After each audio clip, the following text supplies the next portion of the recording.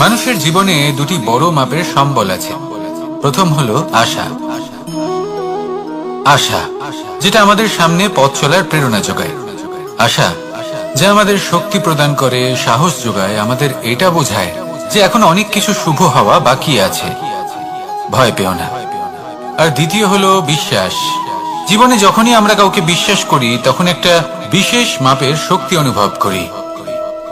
কখনো কখনো এই আশা হতাশায় পরিবর্তিত হয়ে যায়, আর বিশ্বাস বিশ্বাসঘাতকতায় পরিবর্তিত হয়।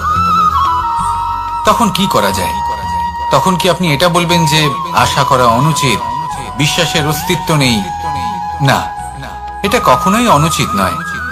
আপনি যদি কাউকে বিশ্বাস করেন আর সেই বিশ্বাস যদি সেই ব্যক্তি ভঙ্গ করে, তাহলেও এটা আপনার দোষ, কারণ আপনি সিদ্ধান্ত নিয়েছিলেন যে আপনি সেই ব্যক্তির উপর বিশ্বাস করবেন। আপনার সিদ্ধান্তে দোষ ছিল, আপনার ভাগ্যে নয়। কিন্তু ধরুন এমন একটা পরিস্থিতি এলো, তখন কি করা উচিত? আশা করুন তাদের থেকে যারা আপনার থেকে বড়, আর বিশ্বাস করুন তাদের যারা আপনার সমতুল্য। আশা করতে হলে ঈশ্বরের কাছে করুন যে আমি জীবনে যা কিছুই করছি, যে কর্ম করছি, যাকে বিশ্বাস করছি, তারা আমার সাথে যেন কোনো অনুচিত না করেন। আমি শুধু এটাই আশা করব। আর বিশ্বাস অন্য কারোর উপর করার আগে নিজের উপর করুন, কারণ সত্যি বলতে আপনি নিজেকে কখনোই ঠকাবেন না, তাই না? আসুন আমার সাথে ভালোবেসে বলুন, রাধা রাধা। বেশিরভাগ মানুষ কথা বলে থাকেন যে সময় অত্যন্ত বলশালী, সময় হলো খুবই শক্তিশালী।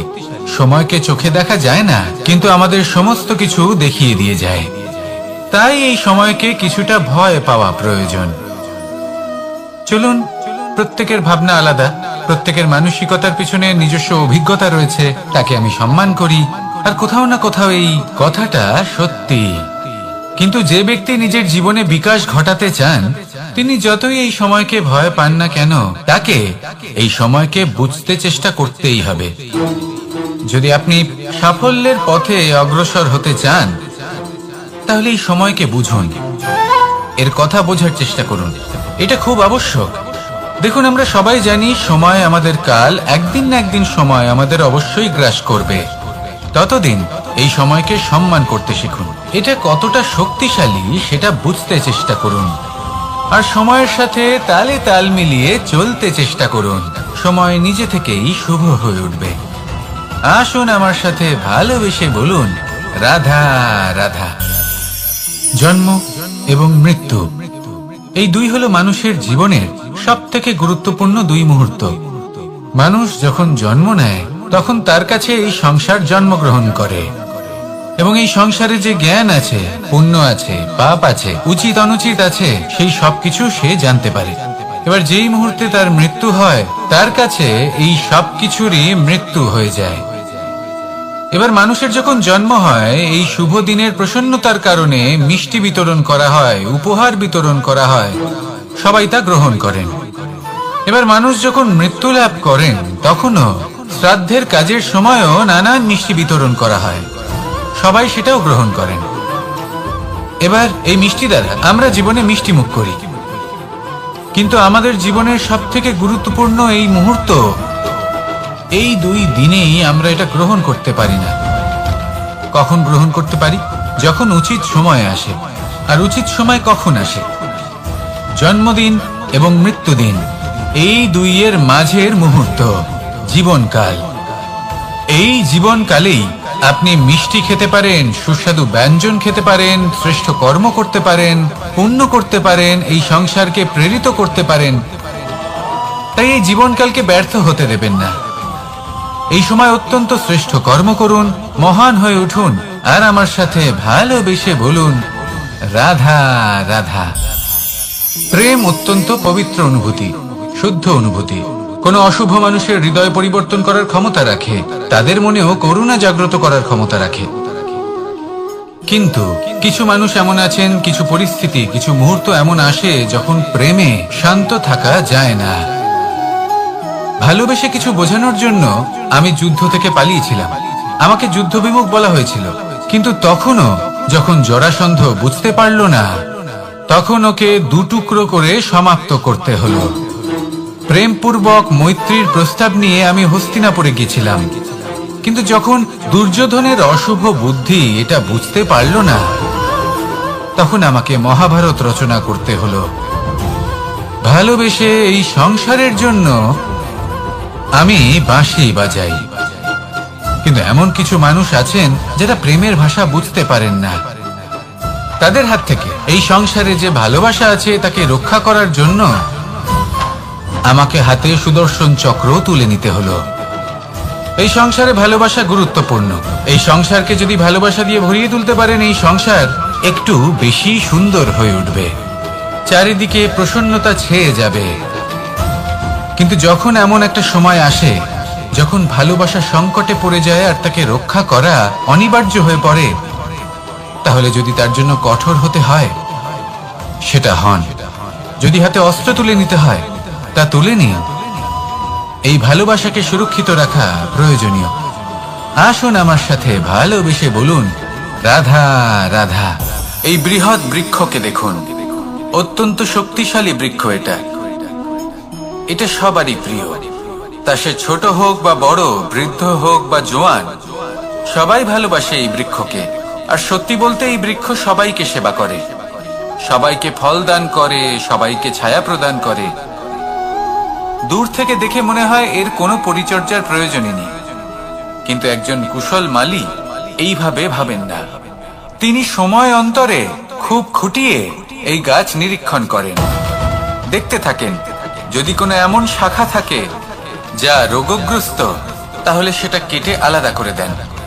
যদি এমন কোনো শাখা থাকে যা মৃত, তাহলে সেটা আলাদা করে দেন। আর এইভাবে উপযুক্ত দেখাশোনা করার কারণেই এই বৃক্ষ এইভাবে সুস্থ হয়ে থাকে, সতেজ হয়ে থাকে, সবার সেবা করতে থাকে। আপনাকেও নিজের সাথে সেটাই করতে হবে। নিজের জন্য আপনাকে একজন কুশল মালী হয়ে উঠতে হবে, রক্ষা করতে হবে নিজের শরীরের, নিজের মনের। আপনার শরীর যদি রোগগ্রস্ত হয়ে পড়ে, তাহলে ওষুধ গ্রহণ করতে হবে। যদি এই মন কোনো এক কারণে বিচলিত হয়ে পড়ে, তাহলে তার থেকে নিজেকে মুক্ত করতে হবে। আপনি যদি নিজের যত্ন নেন, তবেই এই বৃক্ষের মতো হতে পারবেন, সেই বৃক্ষ যে সবারই প্রিয়, সবাইকেই সেবা করে। আসুন আমার সাথে ভালোবেসে বলুন রাধা রাধা।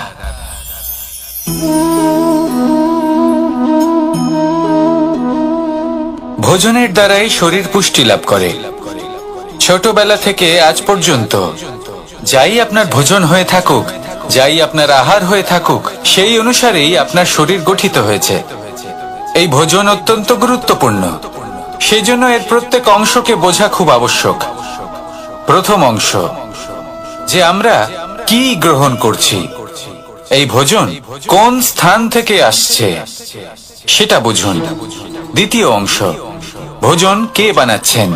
এই ভোজন সর্বশ্রেষ্ঠ তখনই হয় যখন মাতার হাতে তৈরি করা ভোজন হয়।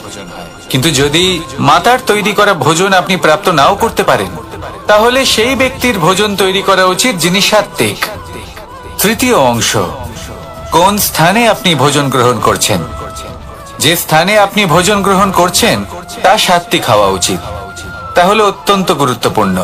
এবং চতুর্থ সবথেকে গুরুত্বপূর্ণ অংশ, তা হলো এই ভোজন আপনি যার দ্বারা প্রাপ্ত করেছেন, যেখান থেকে প্রাপ্ত করেছেন, যে স্থানে বসে আপনি ভোজন গ্রহণ করছেন, তার প্রতি কৃতজ্ঞতা প্রকাশ করুন এবং ভোজন পূর্ণরূপে সমাপ্ত করুন।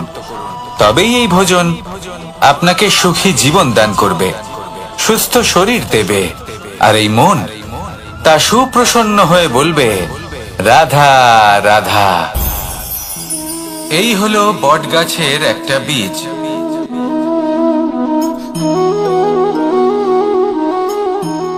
চলুন এটা রোপণ করা যাক, একটু জল দেওয়া যাক। এবার এখানে একটা বিশাল বটবৃক্ষ উৎপন্ন হবে। কিন্তু কিভাবে? এতে কে সাহায্য করবে? এটা সম্ভব কে করে দেখাবে?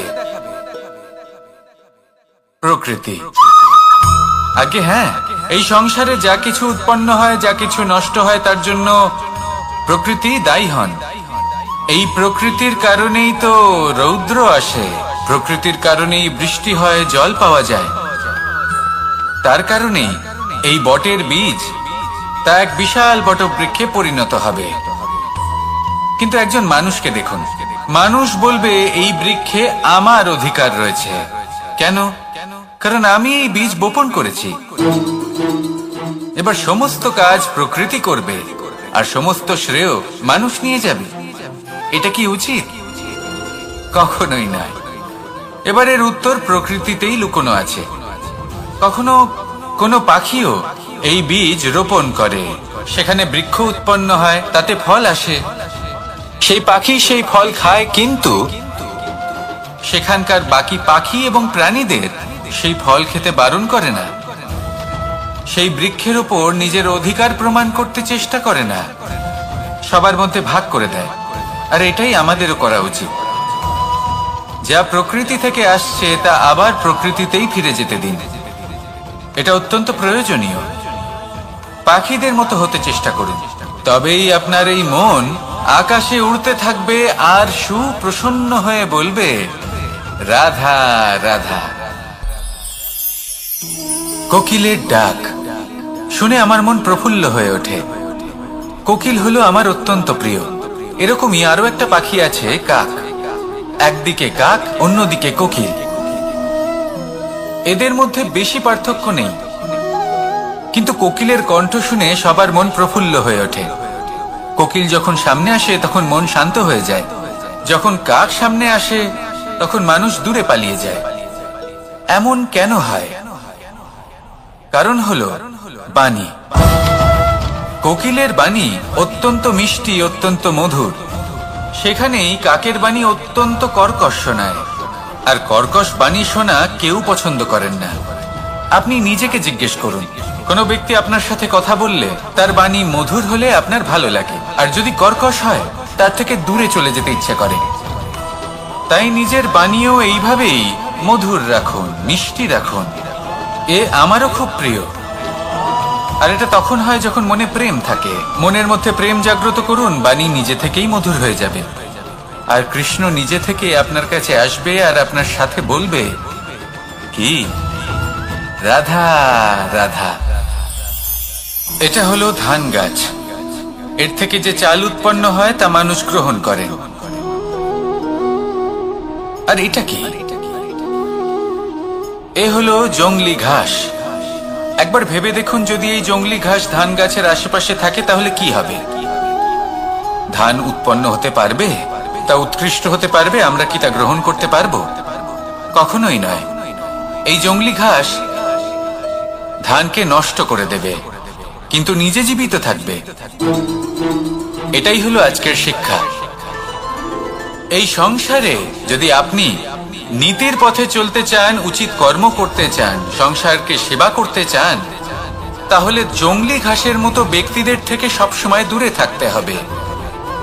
সেই ব্যক্তি যারা দুর্নীতি এবং মিথ্যা দ্বারা পরিপূর্ণ, যাদের ব্যবহার অশুভ, যাদের অনেক অশুভ গুণ রয়েছে, তারা সঠিক নয়। সেই সকল ব্যক্তি যাদের চরিত্র অত্যন্ত দুষ্ট হয়, তারা হয় শুভ চরিত্রের ব্যক্তিকে একদম নষ্ট করে দেয়, নয় নিজের মতো বানিয়ে তোলে।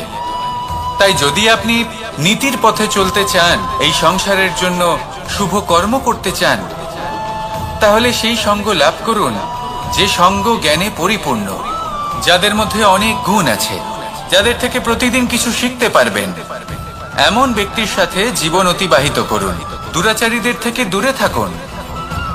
তবেই এই মন প্রসন্ন হয়ে বলবে, রাধা রাধা।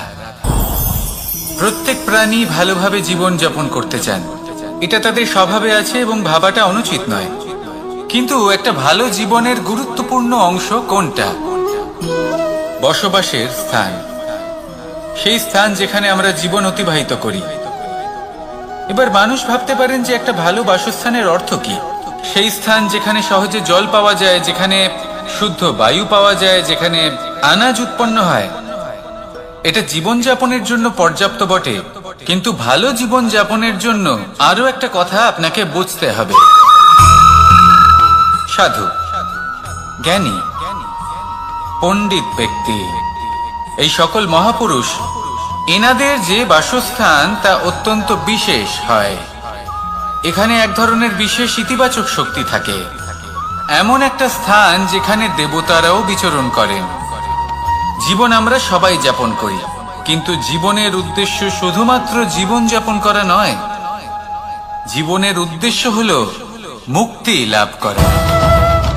আর এই সকল সাধু, জ্ঞানী, পণ্ডিত ব্যক্তি, এই সকল মহাপুরুষ আপনাকে মুক্তির পথে নিয়ে যেতে পারেন, কারণ এরা হলেন সেই মহাপুরুষ যারা নিজেদের অন্তরের বিকার, অহংকার, ক্রোধ, বিদ্বেষ এই সকল দোষগুলিকে ত্যাগ করেছেন, এদের উপর বিজয় লাভ করেছেন। এমনই একজন ব্যক্তি আপনাকে মুক্তির পথে নিয়ে যেতে পারে। প্রয়োজন হলো শুধুই এনাদের চিনতে পারা, এদের কথা বুঝতে পারা এবং এদের দেখানো পথে চলা। যদি আপনি এটা করতে পারেন, তাহলে এই মন প্রফুল্ল হয়ে বলবে, রাধা রাধা। আমরা যখনই কোনো গাছের চারা রোপণ করি, তখন সবার আগে পরীক্ষা করে দেখি যে যেখানে আমরা চারা রোপণ করতে চলেছি সেখানকার মাটি আদৌ উর্বর কিনা, সেই মাটি সেই চারাকে বাড়তে সাহায্য করবে কিনা। যখন একটা চারা রোপণের আগে আমরা এত কিছু ভাবতে পারি, তাহলে কাউকে বিশ্বাস করার আগে আমরা কেন ভাবি না? জীবনে কখনো এই বিশ্বাসরূপী চারা কোথাও রোপণ করার আগে বোঝার চেষ্টা করুন যে যার উপর আপনি বিশ্বাস করতে চলেছেন সে কি আদৌ আপনার বিশ্বাসের যোগ্য কি না। ভেবে দেখুন সেই ব্যক্তি ভবিষ্যতে গিয়ে আপনার বিশ্বাস ভাঙতে পারে কিনা। এটাও ভেবে দেখুন যে যাকে আপনি বিশ্বাস করতে চলেছেন তাকে আপনি বিশ্বাস করলে নিজের জীবনের উদ্দেশ্যে আপনি অগ্রসর হতে পারবেন কিনা। আর তার জন্য প্রয়োজন সঠিক সিদ্ধান্ত, পরখ করা, কোনটা উচিত কোনটা অনুচিত সেটা বোঝা। আর তাতে কিন্তু আপনি সন্দেহবাতিক হবেন না, তাতে আপনি আরো নিপুণ হয়ে উঠবেন। তাই যদি আপনি নিপুণ হয়ে উঠতে চান, তাহলে বোঝার চেষ্টা করুন, পরখ করে দেখুন, কোনটা উচিত কোনটা অনুচিত বুঝুন। আর বিশ্বাস তখনই করুন যখন আপনি 100% নিশ্চিত হবেন যে সে বিশ্বাসের যোগ্য। আসুন আমার সাথে ভালোবেসে বলুন, রাধা রাধা। প্রত্যেক মানুষ জীবনে সাফল্য কামনা করেন এবং তার জন্য নিরন্তর চেষ্টা করতে থাকেন, নানান ধরনের নীতি এবং পরিকল্পনা করেন। শুধু একটা বিষয় নিয়ে ভয়ভীত থাকেন, পরীক্ষার বিষয়। প্রত্যেক মানুষকে জীবনে পরীক্ষা দিতেই হয়, আর বিভিন্ন সময় পরীক্ষা দিতে হয়। এটাই হলো প্রকৃতির নিয়ম, আর সেটা আমরা বদলাতে পারবো না। এবার মানুষ ভাবে যে বারবার আমাকেই কেন পরখ করা হচ্ছে। তিনি ভীত হয়ে থাকেন, কারণ পরীক্ষার এই প্রক্রিয়া খুব একটা সহজ হয় না। এবার আমাকে একটা কথা বলুন, যদি আপনি সোনা বিক্রি করতে যান, তাহলে সেই সোনা যতই শুদ্ধ হোক না কেন, সামনে থাকা ব্যবসায়ী একবার অন্তত তাকে পরখ করে দেখে, তাই না? তবেই তো তার মূল্যটা জানা যায়। আমরাও হলাম সেই স্বর্ণের মতো, সময়ান্তরে আমাদেরকেও পরখ করা হবে। শুধু নিজেকে শ্রেষ্ঠ করে তুলুন, নিজেকে শুদ্ধ রাখুন। যদি শ্রেষ্ঠ এবং শুদ্ধ হন, তাহলে আর পরীক্ষার ভয় থাকবে না। আপনার মূল্য যা থাকার সেটাই থাকবে। আসুন আমার সাথে ভালোবেসে বলুন, রাধা রাধা।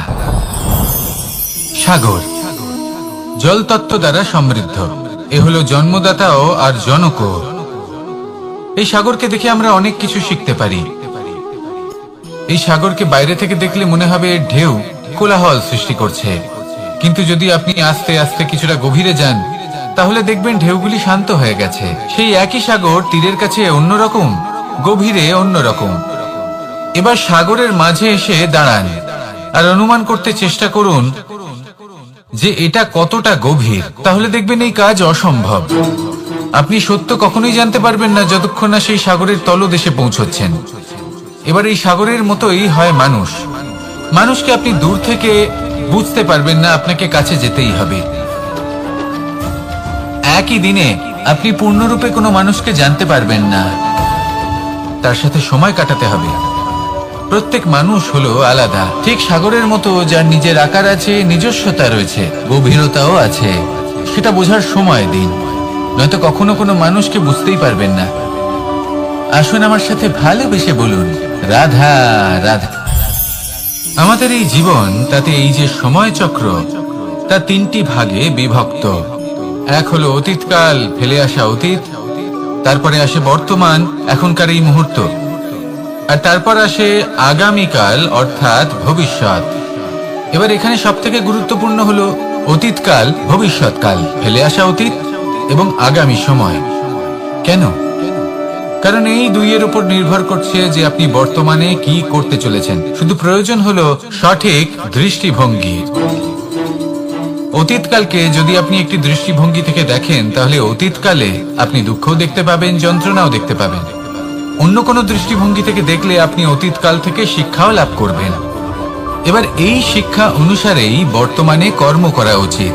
এবং যদি ভবিষ্যতের কথা বলি, তাহলে বলবো ভবিষ্যতের কথা ভেবে আপনি আজ অবশ্যই চিন্তিত হতে পারেন। অন্য একটি দৃষ্টিভঙ্গি থেকে দেখলে এই ভবিষ্যতেই আপনি একটি লক্ষ্য, একটি উদ্দেশ্য দেখতে পাবেন, যে আপনি কি করতে চান, কি লাভ করতে চান। এবার সেই অনুসারে বর্তমানে কর্ম করা উচিত, ভবিষ্যৎ এবং অতীতকাল অনুসারে। এভাবেই যদি জীবনে কর্ম করতে থাকেন, আপনার এই বর্তমানের দিনগুলো আপনি একটু নতুনভাবে বাঁচতে পারবেন।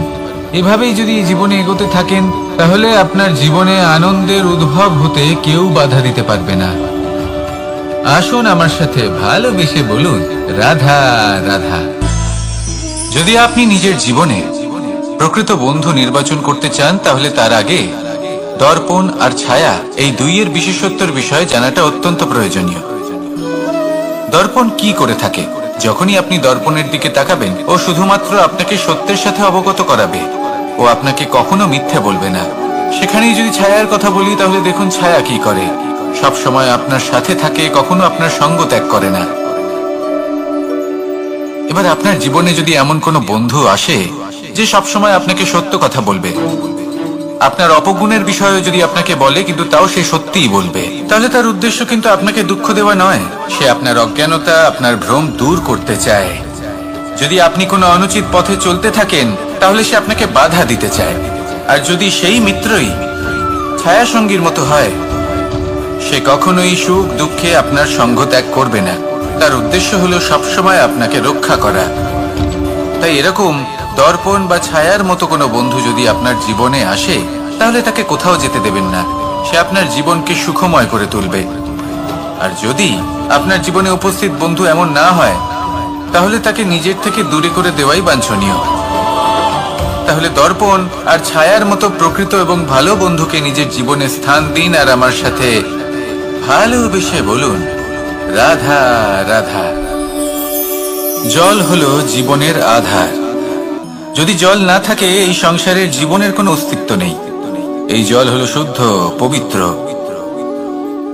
কিন্তু যখন এই জল পরিবেশের সংস্পর্শে আসে, তখন ধুলো, ময়লা, কাদা এবং অন্যান্য বস্তু দ্বারা এই জল পূর্ণরূপে দূষিত হয়ে যায়। এবার যদি এই জলের শুদ্ধিকরণ করতে হয়, তাহলে আমরা এই জলকে অস্থির হতে দিই না, তাকে স্থিরভাবে রেখে দিই। আর সেটা করলে সেই জল নিজে থেকেই সকল অশুদ্ধি ত্যাগ করে দেয়, নিজে থেকেই নিজেকে শুদ্ধ করে তোলে। এটা কিন্তু আমাদের মনের সাথেও হয়ে থাকে। এই সংসারে এত সমস্যার সম্মুখীন হয়েও কোথাও না কোথাও আমাদের এই মন মলিন হয়ে যায়। এতে নেতিবাচক ভাব জাগ্রত হয়। সেই মুহূর্তে আপনি কোনোভাবে রাগ করবেন না, মন খারাপ করবেন না, তাড়াতাড়ি কোনো সিদ্ধান্ত নেবেন না, কোনো প্রতিক্রিয়া দেবেন না। শুধু নিজের এই মনকে শান্ত করে রাখবেন, শান্ত মনে দিন যাপন করবেন। যদি এটা করেন, তাহলে আপনি নিজে থেকেই বুঝতে পারবেন যে কি কি অশুভ ভাব আপনার মধ্যে জাগ্রত হয়েছে, আর কি কি শুভ চেতনা আপনাকে জাগ্রত করতে হবে। আপনি নিজে থেকেই এমন পথ খুঁজে পাবেন, যার দ্বারা এই অশুদ্ধি আপনি ত্যাগ করতে পারবেন। আসুন আমার সাথে ভালোবেসে বলুন, রাধা রাধা। এমন অনেক মানুষ আছেন যারা আমাকে ভগবানের পরিভাষা জানতে চান, যে ভগবান আসলে কি, তিনি কেমন। এবার দেখুন, ভগবান হোক বা আপনার স্বপ্ন হোক বা আপনার লক্ষ্য হোক না কেন, সেই লক্ষ্য তখনই পূর্ণ হয়, তখনই তাকে লাভ করা সম্ভব, যখন আপনার দৃষ্টিভঙ্গি মঙ্গলময় হয়। যখন আপনি নিজে মনে করবেন যে আমি যেটা পেতে চাইছি তা শুভ। উদাহরণস্বরূপ, কোনো পাখিকে দেখুন, সে গাছের ডালে বসে এবং সেখানেই বিশ্রাম করে। কিন্তু পড়ে না। কেন? কারণ ওর বিশ্বাস যে যে শাখার উপরে ও বসে আছে সেটাই হলো ওর বাসস্থান। যদি আপনি বিশ্বাস করেন তাহলে আপনি পাথরের মধ্যেও ভগবান দর্শন করতে পারবেন। আর যদি বিশ্বাস না থাকে তাহলে যদি ভগবান সামনে দাঁড়িয়েও থাকে তবেও আপনার বিশ্বাস হবে না। তাই বিশ্বাস করতে শিখুন। এই বিশ্বাসের আধারেই আপনি সেই সব কিছু পাবেন যা আপনি পেতে চাইছেন।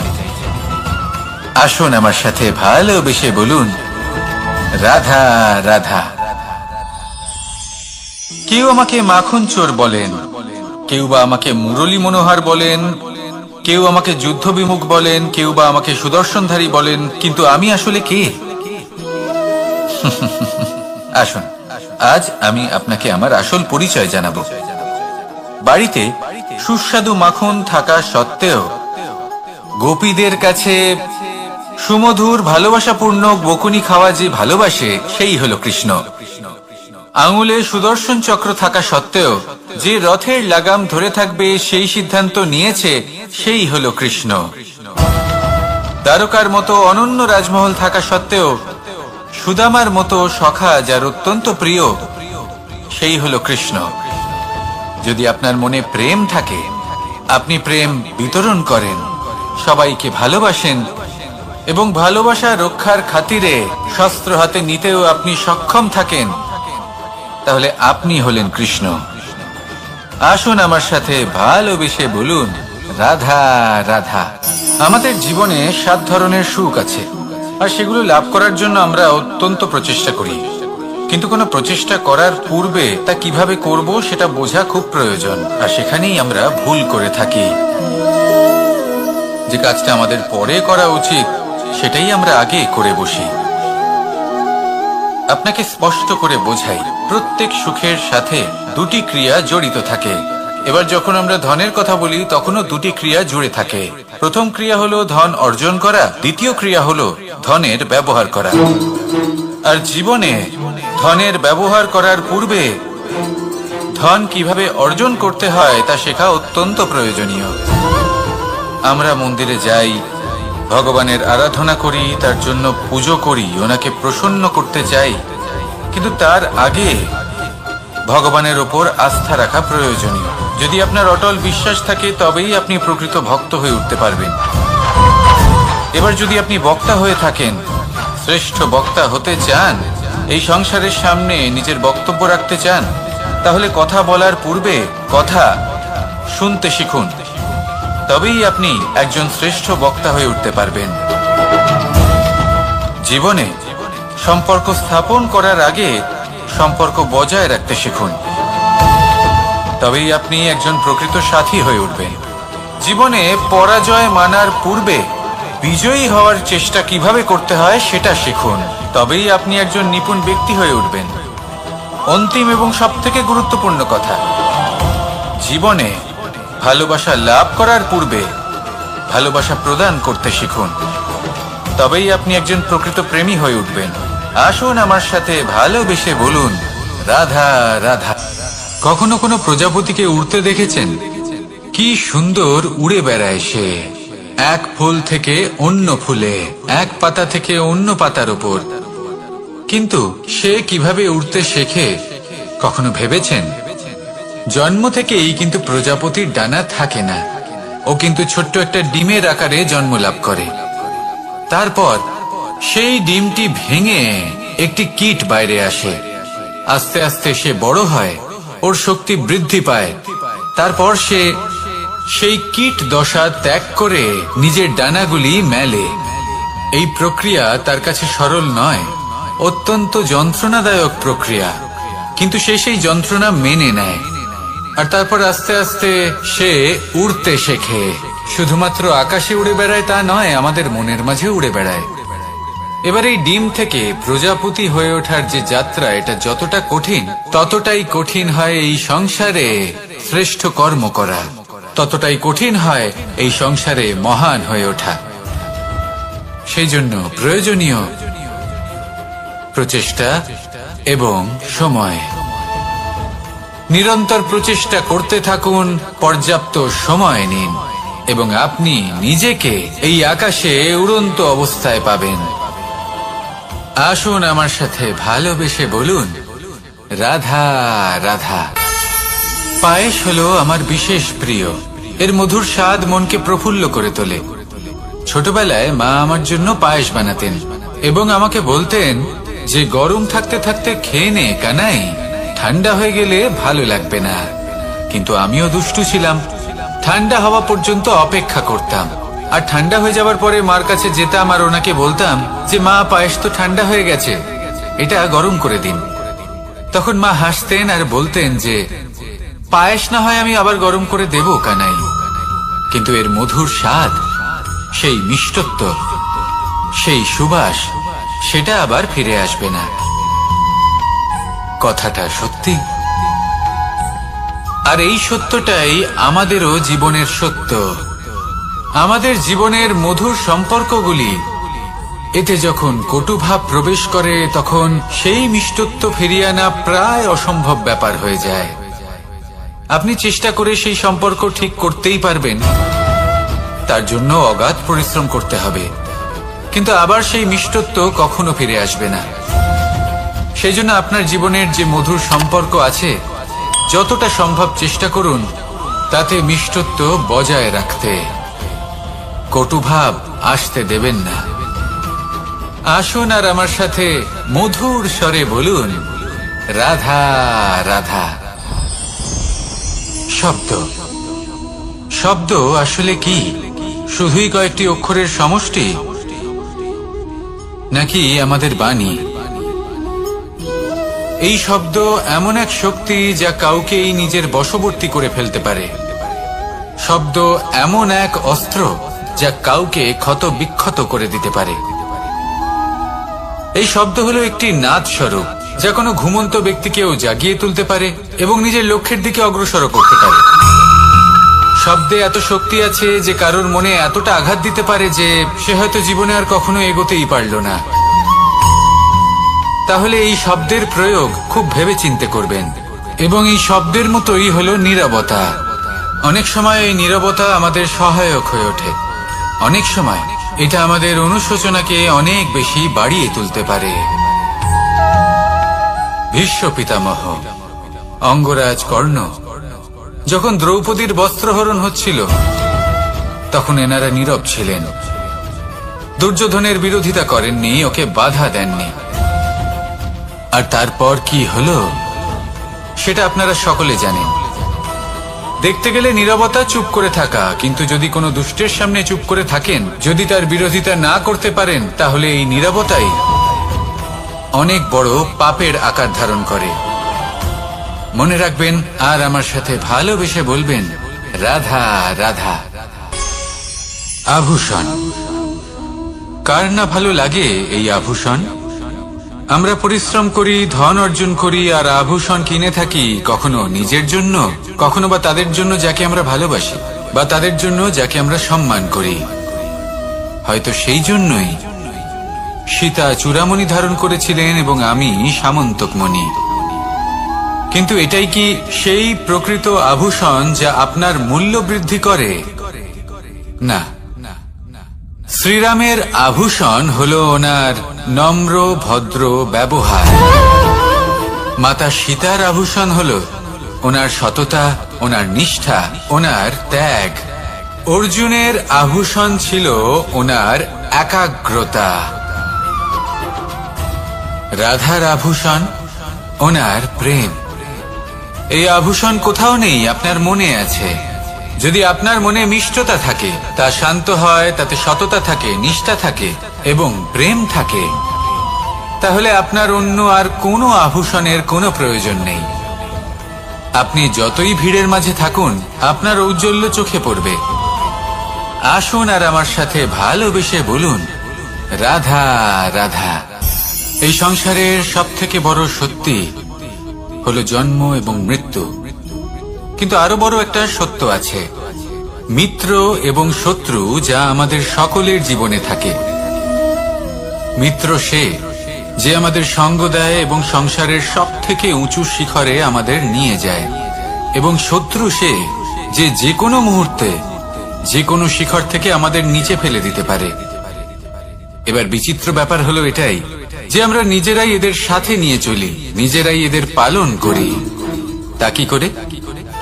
প্রথমে বুঝুন এই মিত্র এবং শত্রু কারা। আপনার নিজের মন, আর কেউ নয়। এই মনই হলো মিত্র।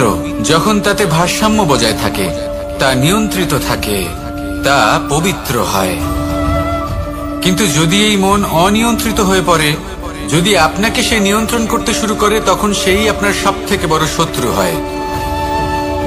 সেই জন্য এই মনের ওপর নিয়ন্ত্রণ রাখতে শিখুন, এতে ভারসাম্য বজায় রাখতে শিখুন। তাহলে আপনি এমন এক বন্ধুকে পাবেন যে আপনাকে এই সংসারের শিখরে পৌঁছে দেবে। আসুন আমার সাথে ভালোবেসে বলুন, রাধা রাধা। ঈশ্বর আসলে কে? সংসারের বেশিরভাগ মানুষের কাছে ঈশ্বর হলেন এই সংসারের রচয়িতা, পালনকর্তা। কারোর কাছে উনি জ্ঞাতা, কারোর কাছে উনি হলেন আস্থার প্রতীক, আবার কারোর জন্য শুধুমাত্র অন্ধ বিশ্বাস। কিন্তু এই ঈশ্বর কি কোনো শরীর, নাকি একটা বোধ, নাকি শুধুই শ্রদ্ধা? ঈশ্বর হলেন তিনি যিনি হলেন আপনার ইষ্ট। সেই জন্যই তো গুরু, মাতা, পিতা এনাদেরও ঈশ্বরই বলা হয়েছে। যাদেরকে আমরা ঈশ্বর বলে মনে করি, যারা আমাদের ইষ্ট, তারা আমাদের একটি পথ দেখান, একটি দিকে চালিত করেন। সেই পথে চলে আপনি শুভ কর্ম করতে পারেন। আর যখন কোনো ব্যক্তি তার ঈশ্বরের আদেশ পালন করেন, তখন সে নিজে থেকেই শুভ পথে অগ্রসর হয়ে যান। বেশ কয়েকজন মানুষ ঈশ্বরের ওপর আস্থা রাখেন এবং ভাবেন যে অনুচিত কোনো কাজ করা উচিত নয়, ঈশ্বর দেখছেন। ওনারা ভয় পান যে কোনো অনুচিত কর্ম করলে কে জানে তার পরিণাম কি হবে।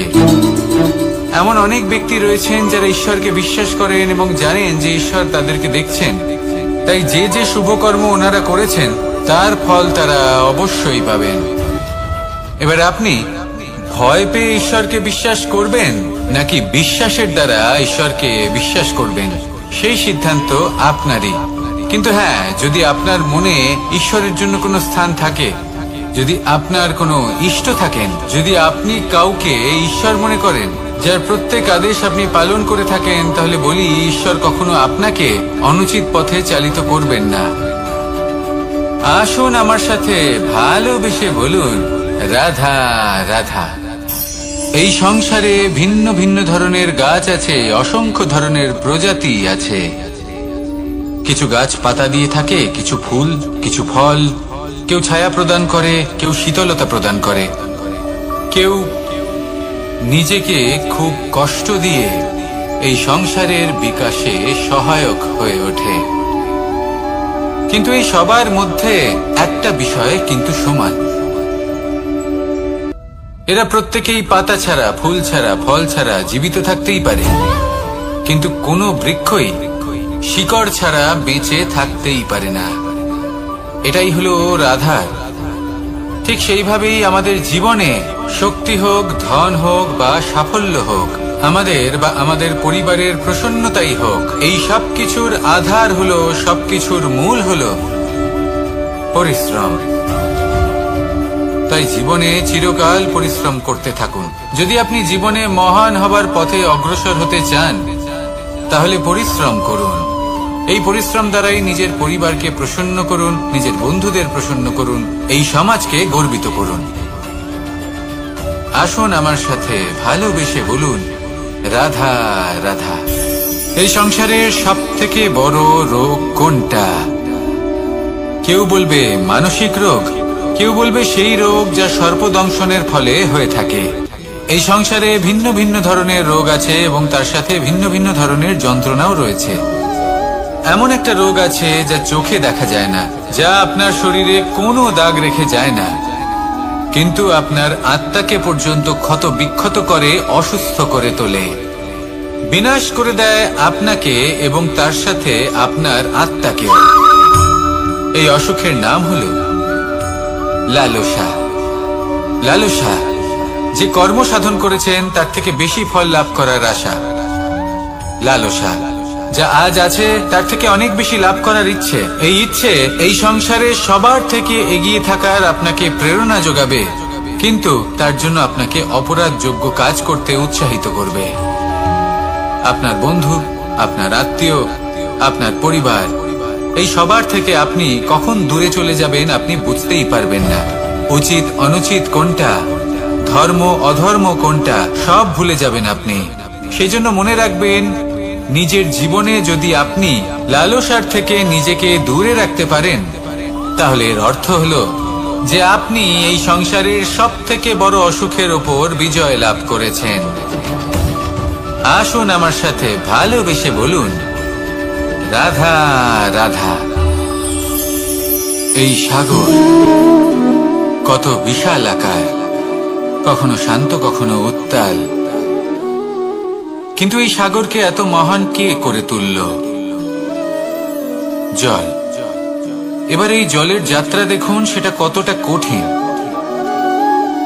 এই জল সাগরে থাকে, সূর্য ওকে এতটা উত্তপ্ত করে তোলে যে এই জল নিজের অস্তিত্ব হারিয়ে ফেলে এবং বাষ্পে পরিণত হয়ে হাওয়ায় মিলিয়ে যায়।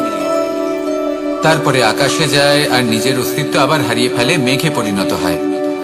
তারপর এই মেঘ কোথাও গিয়ে কোনো পর্বতে ধাক্কা খায়, তারপর আবার এই জল নিজের অস্তিত্ব হারায়। তারপরে বর্ষার রূপ ধারণ করে তা বর্ষিত হয়, বা কোনো পর্বতের চূড়ায় তার শিখরে বরফের রূপ ধারণ করে। তারপরে এই বর্ষা মাটির দিকে নিজের যাত্রা শুরু করে। এবার মাটিতে ঝরে পড়া এই বর্ষা স্রোতের আকার ধারণ করে এবং আস্তে আস্তে বইতে থাকে। এই নদীর আকার ধারণ করে এবং নদী রূপে বইতে বইতে পাথরে ধাক্কা খায় বা কোনো পর্বতে ধাক্কা খায়, আর তারপর এই নদী এসে সাগরে সমাহিত হয়ে যায়। নদীর এই জল আবারও নিজের অস্তিত্ব হারিয়ে ফেলে, কিন্তু এইবার সেই জল নিজেই সাগরে পরিণত হয়। এটা আমাদের সকলের জন্য একটা শিক্ষা যে এই সংসারে জীবন এবং সময়ের হলো এক অনন্ত যাত্রা। এই সংসারে যা কিছু আছে তার সূত্রপাত কোথাও একটা হবেই। সেই জন্য মৃত্যু এবং সমাপ্তির চিন্তা ত্যাগ করে দিন, আর যে সূত্রপাত আপনি লাভ করছেন তার আনন্দ উপভোগ করুন। ভেবে দেখুন আপনি কিভাবে শ্রেষ্ঠ কর্ম করতে পারেন যাতে এই সংসার এবং এই সমাজ, এই দুইয়ের মঙ্গল সম্ভব। আসুন আমার সাথে ভালোবেসে বলুন, রাধা রাধা। মাকড়সার জাল দেখতে পাচ্ছেন?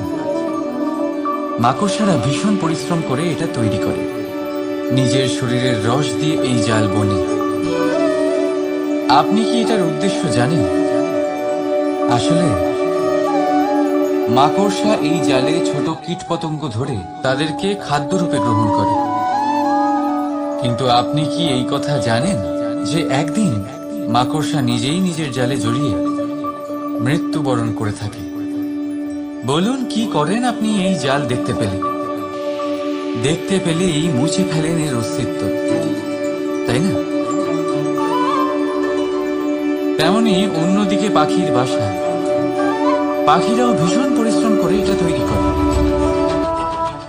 কিন্তু যদি পাখি একদিন এটা ছেড়ে চলে যায়, তাহলেও লোকে এটা নষ্ট করে দেয় না। কারণটা কি? এর কারণ হলো এর নির্মাণ জীবন সঞ্চারের জন্য করা হয়েছিল, নষ্ট করার জন্য নয়। তাই মনে রাখবেন, জীবনে আপনার পরিশ্রম যতই বেশি হোক না কেন, যদি আপনার লক্ষ্য শুভ না হয়, তাহলে আপনারও বিনাশ নিশ্চিত। তাই সৃজন করতেই থাকুন আর মুগ্ধ হয়ে বলুন, রাধা রাধা।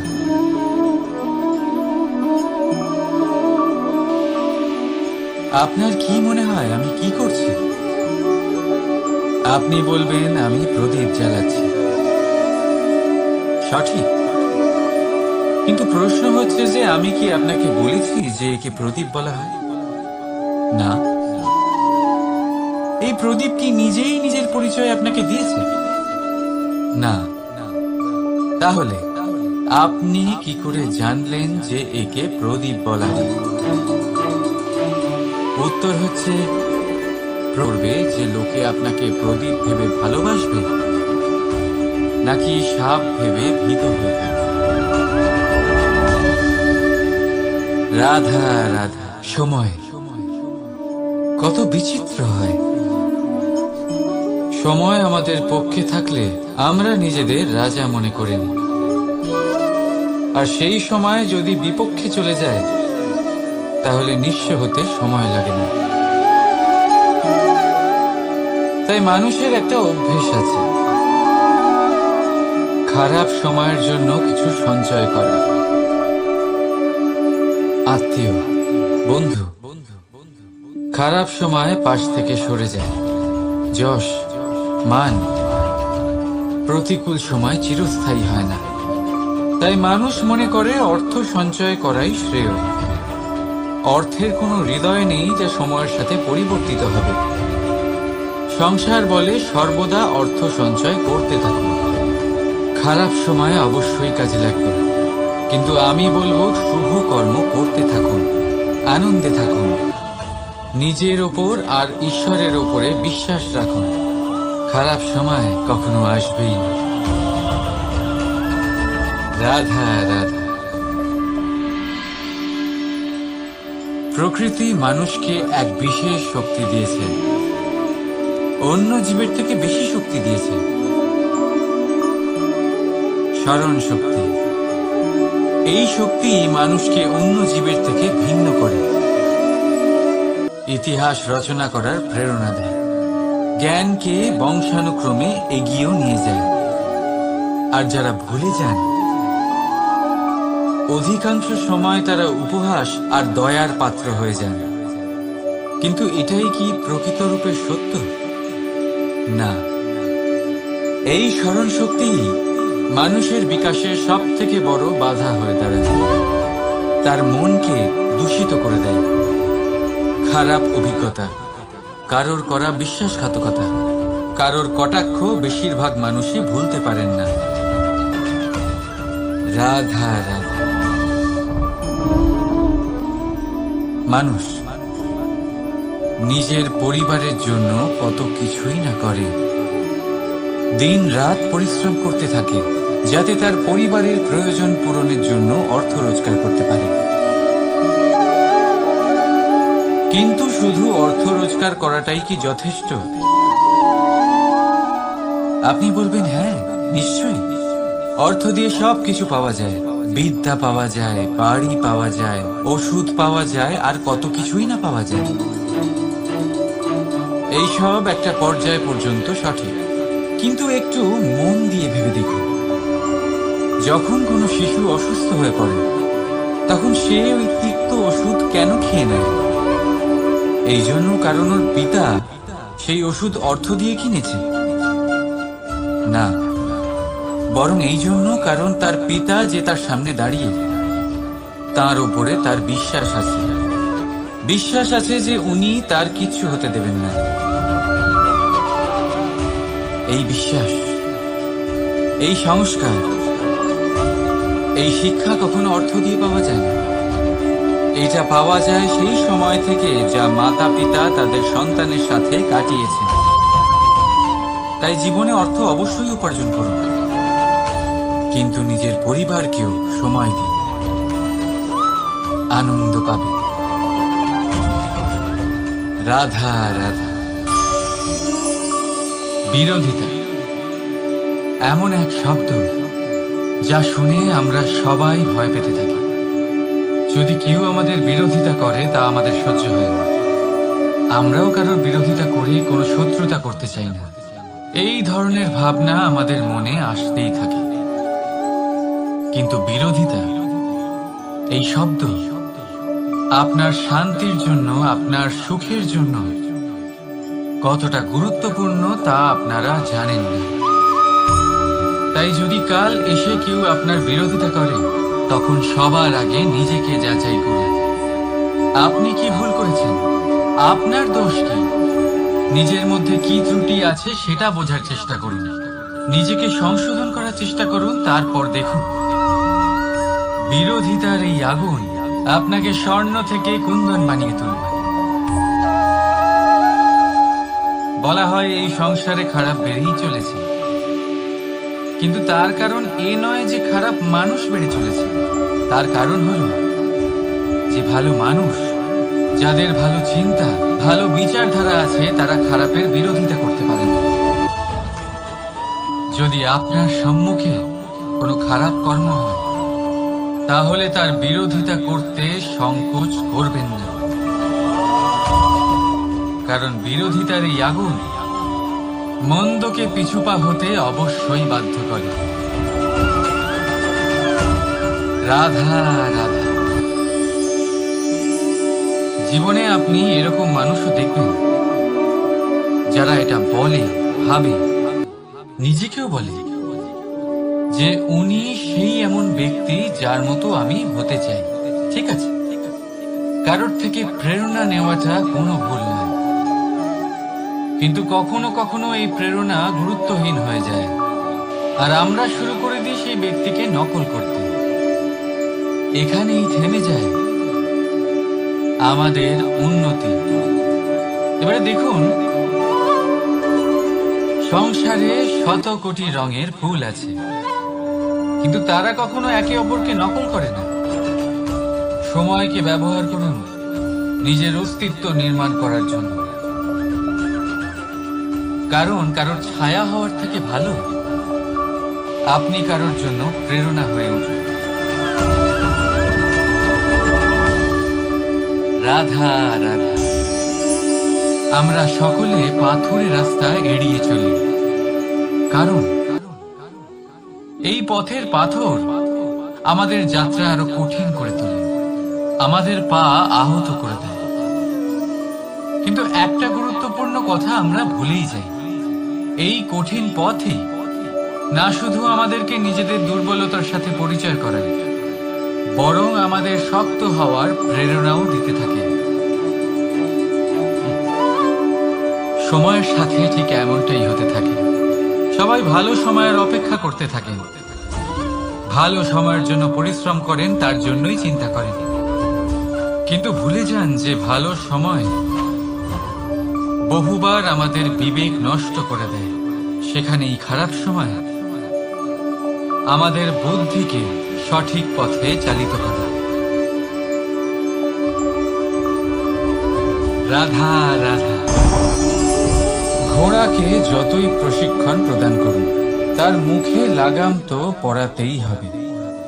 একজন ভালো চালক সেই ঘোড়ার লাগাম মাঝে মাঝে টেনে ধরে, তাকে সঠিক পথে চালিত করতে, যাতে সেই ঘোড়া দিকভ্রান্ত না হয়। এবার একটু ভাবুন, ঠিক এরকমই হয় আমাদের মন। যদি এটা বিবেকের লাগাম দিয়ে মাঝে মাঝে আমরা টেনে না ধরি, তাহলে আমাদের এই মন দিকভ্রান্ত হতে পারে। আর যদি আপনি আপনার লক্ষ্যে পৌঁছতে চান, তখন মনের এই লাগাম মাঝে মাঝে আপনাকে অবশ্যই টেনে ধরতে হবে, কারণ বিবেকের এই পথ প্রদর্শনই আপনাকে ভালোভাবে আপনার লক্ষ্যে পৌঁছে দেবে। মনে রাখবেন আর আমার সাথে ভালোবেসে বলবেন, রাধা রাধা। আপনি কখনো জাঁতা কল দেখেছেন? তাতে গম পেশা হয়। গমকে এমন ভাবে পেশা হয় যাতে আমরা তা খেতে পারি, জীবিত থাকতে পারি। আর যদি আপনি মন দিয়ে দেখেন, তাহলে কলের নিচের অংশ কখনো ঘোরে না, শুধুমাত্র উপরের অংশই ঘোরে। আর তবেই তা গম পিষতে পারে, আর তবেই রুটি তৈরি হতে পারে। কিন্তু ভেবে দেখুন, যদি কলের দুটো অংশই ঘুরতে থাকে, তাহলে কি হবে? তা গম পেশার বদলে একে অপরকে পিষে নিজেদের অস্তিত্ব শেষ করে দেবে। তাই জীবনে কোনো কাজ যখন মন আর মস্তিষ্ক মিশিয়ে করা হয়, তখনই তা সম্পন্ন হয়। কিন্তু যখন বিষয় হলো ভক্তি, তখন মস্তিষ্কের যুক্তির মৌন থাকা প্রয়োজন। আর যখন বিষয় হলো কর্ম আর ন্যায়, তখন মনের আবেগের মৌন থাকা প্রয়োজন। তাই মন আর মস্তিষ্কের এই সম্মিলনে সতর্ক থাকবেন। একসাথে অবশ্যই চলবে, কিন্তু একে অপরের বাধা যেন না হয়ে দাঁড়ায়। রাধা রাধা। আমি একটা এমন শব্দ যার অনেকগুলি মানে হয়। যার আসল অর্থ হল অহং। যদি আপনি কথা বলেন সৃষ্টির নির্মাণ নিয়ে, তাহলে আমি ব্রহ্মদেব হয়ে সৃষ্টির নির্মাণ করবে। যদি আপনি কথা বলেন প্রলয়ের, তাহলে সেই আমি মহাদেব হয়ে বিনাশ করবে। এই আমি সঙ্গতিপূর্ণ,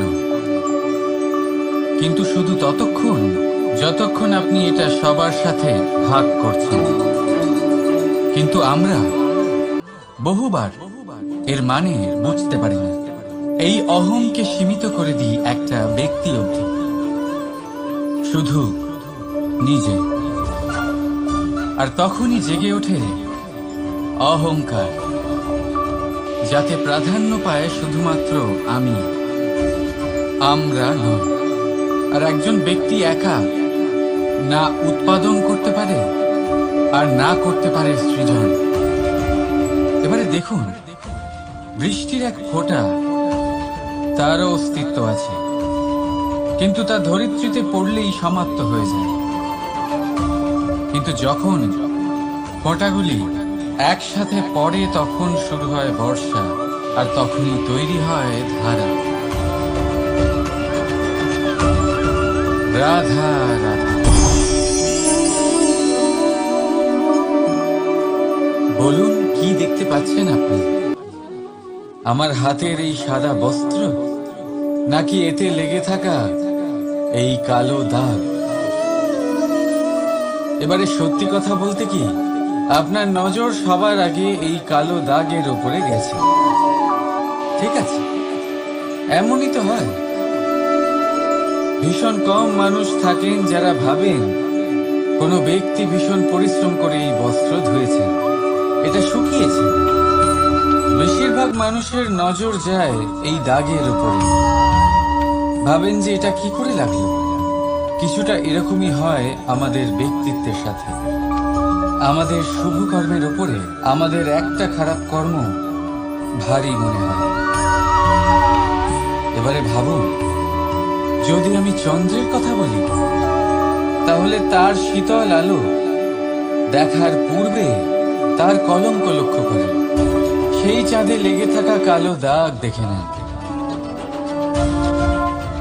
সেই জন্যই বিশেষ করে যারা শুধুমাত্র শুভ চিন্তা করেন আর উপকারী কর্ম যারা করেন, তাদের আমি বলবো সাবধানে থাকবেন। কারণ আপনার একটা খারাপ কর্ম চিরকালের জন্য উদাহরণ হয়ে দাঁড়াবে। রাধা রাধা। সাফল্য। যদি আপনাকে জীবনে সাফল্য পেতে হয়, তাহলে আপনি একাধিক মানুষ পাবেন যারা একাধিক উপায় বলবে আপনাকে সাফল্য পাওয়া। দীর্ঘ সময় ধরে পরিশ্রম, চেষ্টা, নির্ধারণ, নিষ্ঠা এই বিষয়ে ভাষণ দিতে থাকবেন। একাধিক রকমের উদাহরণ আপনার সামনে তুলে ধরবেন। কিন্তু আমার এটা মনে হয়, আমরা কেন সেই বিষয়ে কথা বলি না যা মানুষকে অসফল করে তোলে? শুধু দুটো ব্যাপার অসফল হওয়া নিশ্চিত করে। শুধু দুই ধরনের মানুষ বেশিরভাগ অসফল হয়। প্রথম তারা যারা ভাবে অনেক কিছু কিন্তু কিছুই করে না। আর দ্বিতীয় তারা যারা অনেক কিছু করতে থাকে কিন্তু ভাবনা চিন্তা না করে। ভাবনা আর কর্ম, এদের মাঝে সামঞ্জস্য রাখা খুব জরুরি। যদি এটা থাকে, তাহলে জীবনে কখনো অসফল হবেন না। রাধা রাধা। আপনি অনেককে এই কথা নিশ্চয়ই বলতে শুনেছেন, এই ব্যক্তির দৃষ্টিতে দম্ভ আছে, এই ব্যক্তির চোখের ওপর অহংকারের পর্দা পড়ে আছে, ইত্যাদি ইত্যাদি। চলুন, আমি আপনাকে একটা প্রশ্ন করছি। আপনি দেখেন কি দিয়ে? দৃষ্টি দিয়ে নাকি দৃষ্টিভঙ্গির সাহায্যে? ভাবুন। চিন্তায় পড়ে গেলেন নিশ্চয় পরিচয়ের সাথে সাক্ষাৎ করার। উদাহরণ হিসেবে চন্দ্র। চন্দ্র আমরা সবাই দেখেছি। বহু মানুষ আছেন যাদের চন্দ্র অত্যন্ত সুন্দর লাগে। পাথরকে ভগবান ভেবে পুজো করবেন, নাকি ভগবানকে পাথর ভেবে পরিত্যাগ করবেন? সিদ্ধান্ত আপনার, কিন্তু এই সিদ্ধান্ত নির্ভর করে আপনার দৃষ্টিভঙ্গির ওপর। তাই নিজের দৃষ্টিভঙ্গি শুভ রাখুন, নিজের দৃষ্টিভঙ্গিতে ভালোবাসা রাখুন, আর আনন্দে বলুন রাধা রাধা। বড় বড় রাজমহলে বড় বড় ইমারতের চূড়া কত সুন্দর হয়, কিন্তু আপনি কি কখনো এই বিষয়ে ভেবেছেন যে এই সুন্দর চূড়ায় পৌঁছতে গেলে আপনাকে পৃথিবীতে পা ফেলতেই হবে? সেই সুন্দর চূড়ায় পৌঁছে দীপ্তি পাওয়ার জন্য আপনাকে একটা কঠিন পথ অবলম্বন করতেই হবে। যদি আপনি কোনো কঠিন পথে না গিয়ে এই পৃথিবীর সাহায্য ছাড়াই শুধু উচ্চতার দিকে অগ্রসর হতে থাকেন, তাহলে সর্বদা অসফল হবেন।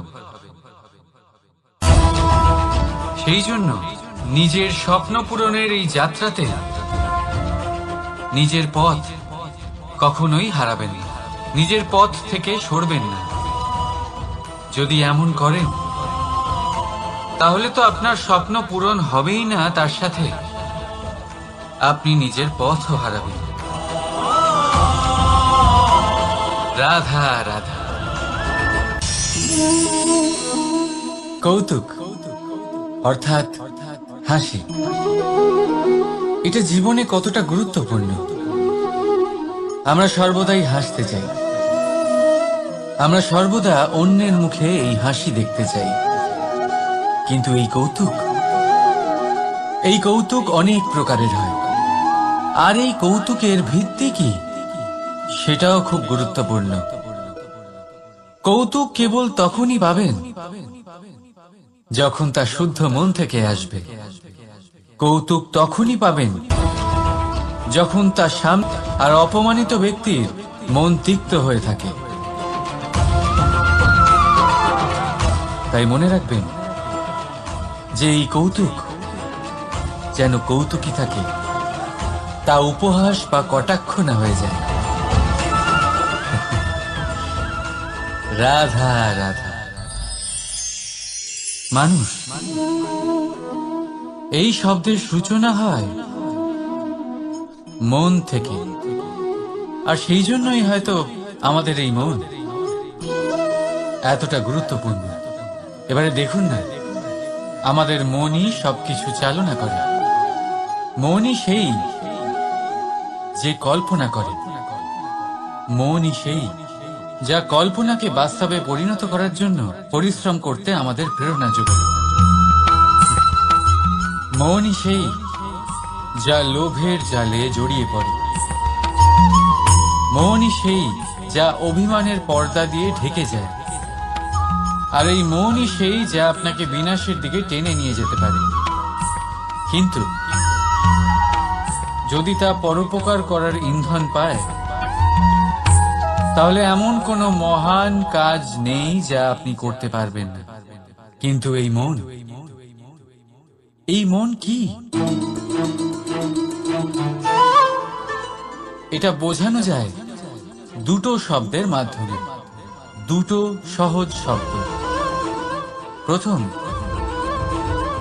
একজন কুশল সেবক। দ্বিতীয়, একজন সংকটপ্রবণ মালিক। যদি আপনার এই মন আপনার নিয়ন্ত্রণে থাকে, তাহলে সে হলো আপনার সেবক। তাই আপনার অস্তিত্ব আছে। কিন্তু যদি আপনার মন আপনার কর্মের ওপরে নিয়ন্ত্রণ করে, তাহলে এই মন আপনার মালিক, আর তখন আপনার বিনাশ নিশ্চিত। তাই নিজের এই মনকে নিয়ন্ত্রণে রাখুন, কিন্তু ভালোবেসে। আসুন আমার সাথে আনন্দে বলুন রাধা রাধা। এই সূচ দেখতে পাচ্ছেন আপনি? এটা শুদ্ধ লোহা দিয়ে তৈরি, বস্ত্র সেলাই করার কাজে লাগে, অস্ত্রোপচারে কাজে লাগে। কিন্তু আপনি কি কখনো ভেবে দেখেছেন এই সূঁচ কিভাবে তৈরি হয়?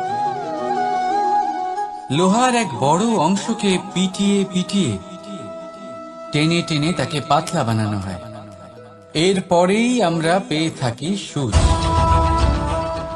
ভাবুন, যদি লোহার টুকরোতে অনর্গল প্রহার করার ফলে একটা লোহার টুকরো সূঁচে পরিণত হয়,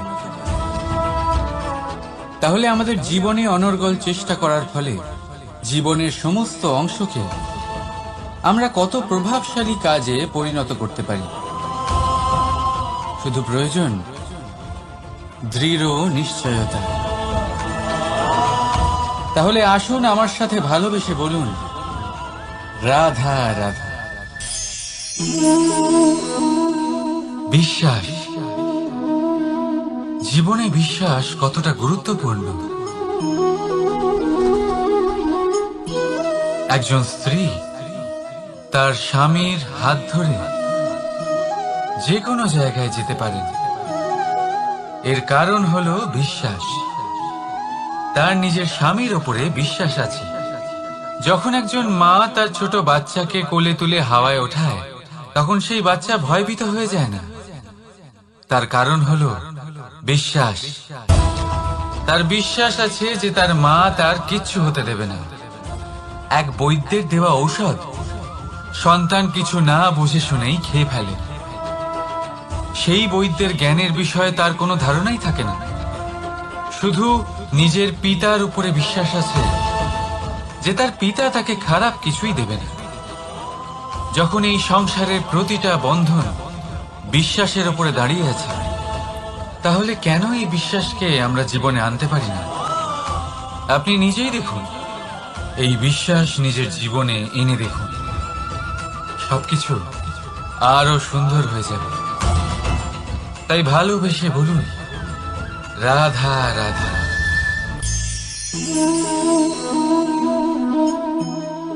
অহংকার, এই শব্দটা সবাই শুনেছেন। বহু মানুষকে আপনি এটা বলতে শুনেছেন যে ওই ব্যক্তির অহংকার আছে, ওই মানুষটির ক্ষমতার অহংকার আছে, ওই ব্যক্তির নিজের রূপ নিয়ে অহংকার আছে, ওই ব্যক্তির নিজের অর্থের অহংকার আছে, ইত্যাদি ইত্যাদি। কিন্তু এই অহংকার, এর অস্তিত্ব হয় কি করে? এবারে একবার এই হাতটা দেখুন। যদি এই হাতের 5 আঙুল উঠে দাঁড়ায়, আশীর্বাদ। আর যদি এই হাতের 5টা আঙুল একসাথে মুঠো হয়ে যায়, শক্তি। সংকটের বিরুদ্ধে ঢাল। কিন্তু এই একটা আঙুল সংকটের কারণ হয়ে দাঁড়াতে পারে। এই একটা আঙুল শত্রুকে আহ্বান জানায়। এবার অহংকার বলে এই শব্দটাই দেখে নিন। আমাদের থেকে আলাদা হয়ে গেলে হয় অহং। অহং অর্থাৎ ব্যক্তির মনে হয় যে সে আপনদের থেকে, নিজের বন্ধুদের এবং সঙ্গীদের থেকে, নিজের পরিবারের থেকে অনেক উপরে, অনেক শ্রেষ্ঠতর সে। কিন্তু মনে রাখবেন, এই অহংকার কোনো ব্যক্তির অস্তিত্বের বিনাশের প্রথম ধাপ।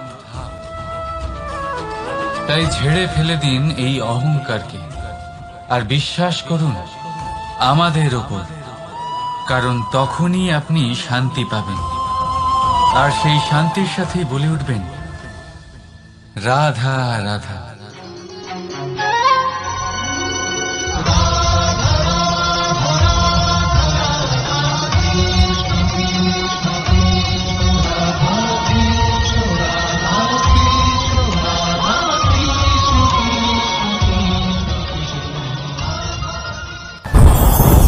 ওমা, এ কি? আমি কখন থেকে এখানে অপেক্ষা করছি, হাত পেতে দাঁড়িয়ে রয়েছি যাতে একটা ফল আমার হাতে এসে পড়ে এবং সেটা আমি খেতে পারি। কখন থেকে অপেক্ষা করছি, কিন্তু সেটা হচ্ছেই না। এবার আপনি বলবেন যে এইসব কি বলছি, এই কি অদ্ভুত কথা বলছি। যদি ফল খেতে হয় তাহলে আমাকে বৃক্ষে চড়তে হবে, ফলের কাছে পৌঁছতে হবে, তবেই তো ফল পাবো। এবারে এটা অত্যন্ত সহজ ব্যাপার, কিন্তু এই বিষয়টা আপনি নিজের জীবনের প্রসঙ্গে ভেবে দেখুন। লক্ষ্য কোথায় আছে আপনি জানেন, সেই লক্ষ্যে পৌঁছানোর পথ কি সেটাও আপনি জানেন, সেই পথে চলার ক্ষমতাও আপনার রয়েছে, কিন্তু তাও আপনি নিজের লক্ষ্য লাভ করতে পারছেন না। কেন? কারণ আপনি অপেক্ষা করছেন যে লক্ষ্য আপনার সামনে চলে আসবে, কিন্তু তা হয় না। লক্ষ্য সে যাই হোক না কেন, ধন হোক, প্রেম হোক, কোনো সম্মান হোক বা মোক্ষ হোক, যদি আপনি তার দিকে অগ্রসর না হন তাহলে ফল প্রাপ্তি অসম্ভব ব্যাপার, তা কোনোদিনই হবে না।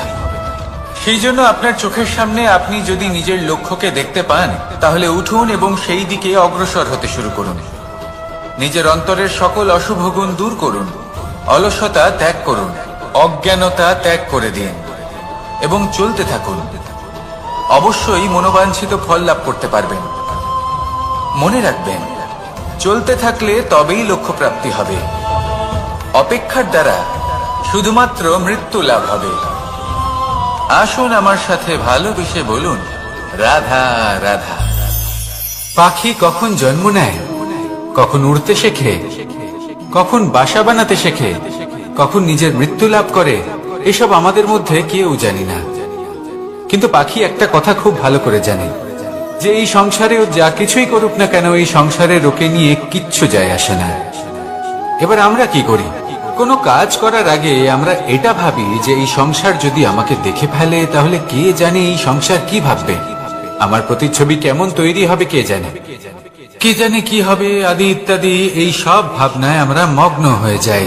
কিছুটা এমন ভাবে মগ্ন হই যে বর্তমানের কর্মের এই জীবনের যাত্রাপথে সেই সময়ের আনন্দ উপভোগ করতে ভুলে যাই। এবার দেখুন একটা পাখি কি করে, ওর কর্ম হলো গান গেয়ে চলা। ওই পাখি গেয়ে চলে, কেউ ওর গান শুনুক বা না শুনুক, কেউ আদৌ শুনছে কিনা সেই বিষয়টা নিয়ে সেই পাখির কিছুই যায় আসে না। সেই পাখি নিজের কর্ম করতে থাকে। হয়তো সেই জন্যই আপনি কখনো কোনো পাখিকে কাঁদতে দেখবেন না। এরকমই আপনাকে নিজেকে গড়ে তুলতে হবে। প্রথমে নিজেকে জিজ্ঞেস করুন, এই যে কর্ম আমি করতে চলেছি সেটা কি উচিত? যদি আপনার মনে হয় সেটা উচিত তাহলে সেটা প্রমাণ করুন। এটা ভাববেন না যে এই সংসার কি ভাববে। আসুন আর আমার সাথে ভালোবেসে বলুন, রাধা।